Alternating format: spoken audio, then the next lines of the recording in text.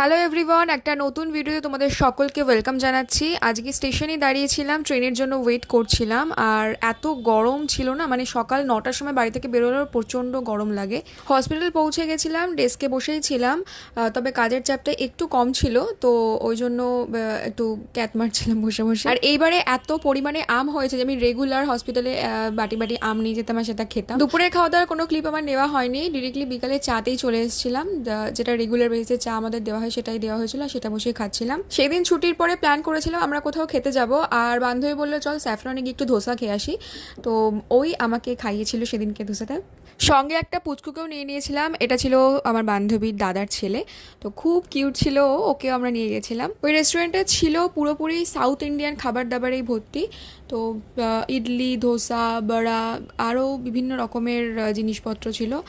আর আমরা গল্প করতে করতে ধোসা চলে এসেছিলো।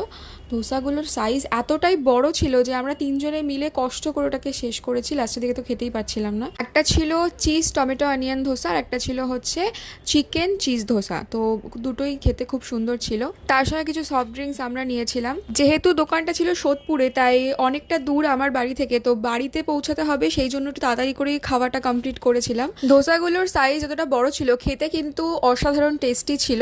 মানে আমরা নেক্সট টাইম আবার যাব, এটা আমরা ভেবে রেখে দিয়েছি। আজকে ভিডিওটা এতটুকুই, দেখা হবে পরবর্তী কোনো ভিডিওতে। টাটা।